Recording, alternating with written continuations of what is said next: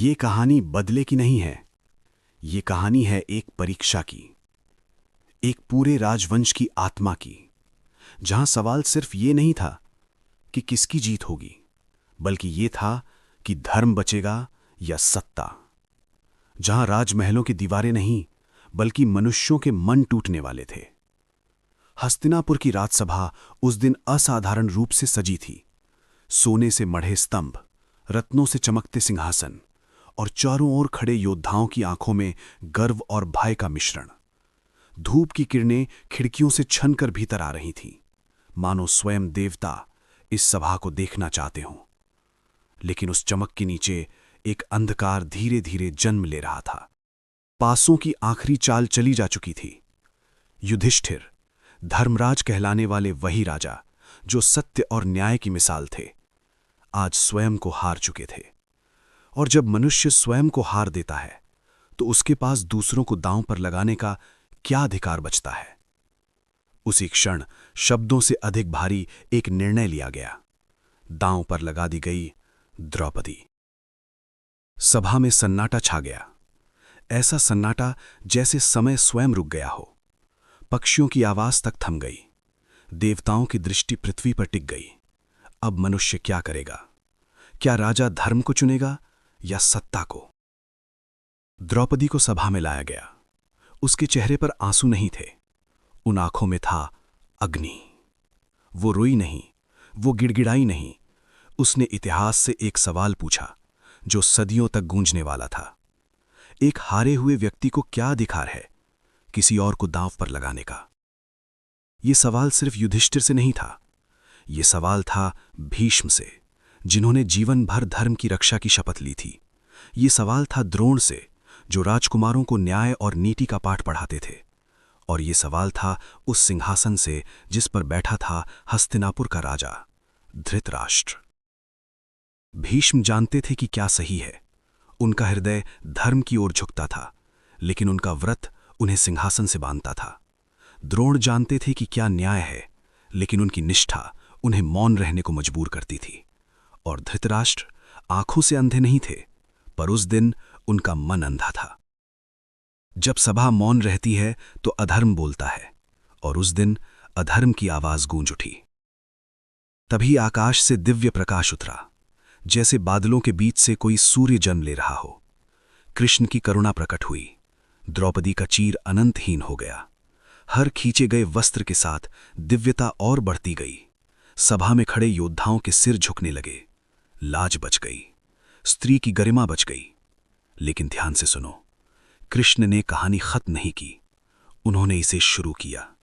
क्योंकि लाज बचाना एक क्षण का चमत्कार था, पर धर्म को जगाना एक युग का कार्य था। द्रौपदी ने सभा में खड़े होकर कहा, मैं तब तक अपने केश नहीं बांधूंगी जब तक इस अन्याय का उत्तर धर्म से नहीं मिलेगा, जब तक ये धरती ये नहीं देख लेती कि सत्य केवल शब्द नहीं बल्कि कर्म है। प्राचीन भारत में खुले केश का अर्थ था संसार का असंतुलन। जब किसी स्त्री के केश खुले रहते थे तो इसका अर्थ होता था कि समाज का संतुलन टूट चुका है, कि कहीं ना कहीं धर्म गिर चुका है। उस क्षण द्रौपदी केवल एक रानी नहीं रही, वो बन गई एक संकल्प, एक जीवित प्रश्न, एक जलती हुई अग्नि जो हर दिन हस्तिनापुर से पूछती रही, क्या तुम अब भी धर्म के साथ हो? सबसे पहले परीक्षा हुई राजा की, धृतराष्ट्र की। सिंहासन पर बैठा वो व्यक्ति जो पूरे राज्य का भाग्य तैताता था। उसने मौन चुना, और उस मौन ने हजारों शब्दों से ज्यादा कह दिया। फिर परीक्षा हुई भीष्म की, वो महापुरुष जिनके चरणों में राजा झुकते थे, जिनका एक वचन युद्ध रोक सकता था। लेकिन उस दिन वो भी मौन रहे, क्योंकि उनका व्रत उनके धर्म से भारी पड़ गया। फिर परीक्षा हुई द्रोण की, जिन्होंने राजकुमारों को सिखाया था धर्म, नीति और न्याय। लेकिन जब वही धर्म उनके सामने खड़ा था तो उन्होंने भी आंखें झुका लीं। और अंत में परीक्षा हुई पांडवों की, जो उस दिन बंधन में थे पर जिनके हृदय स्वतंत्र थे। उन्होंने समझ लिया अब उनका युद्ध केवल राज्य के लिए नहीं होगा, अब उनका युद्ध होगा न्याय के लिए, सम्मान के लिए और उस प्रश्न के लिए जो द्रौपदी ने सभा में पूछा था। समय बीता, वनवास आया, अज्ञातवास आया। धरती ने पांडवों के चरणों की पीड़ा देखी और आकाश ने द्रौपदी के खुले केशों का भार महसूस किया। फिर वो दिन आया जब कुरुक्षेत्र की भूमि तैयार हुई। धरती कांपने लगी, आकाश गरजने लगा, शंखनाद गूंजने लगा। लोग कहते हैं युद्ध तीरों से शुरू हुआ, रथों से शुरू हुआ, शंखों से शुरू हुआ, लेकिन सत्य यह है युद्ध शुरू हुआ उस प्रश्न से जो द्रौपदी ने सभा में पूछा था। क्योंकि जब एक प्रश्न धर्म को चुनौती देता है तो पूरा ब्रह्मांड उसका उत्तर ढूंढता है। हर गिरता हुआ योद्धा, हर टूटता हुआ रथ, हर बहता हुआ रक्त एक उत्तर था, कर्म का उत्तर, धर्म के उस प्रश्न का उत्तर। और अंत में जब द्रौपदी का प्रण पूरा हुआ तो ये जीत नहीं थी, ये उत्सव नहीं था, ये था संतुलन की वापसी, एक टूटी हुई व्यवस्था का पुनर्जन्म।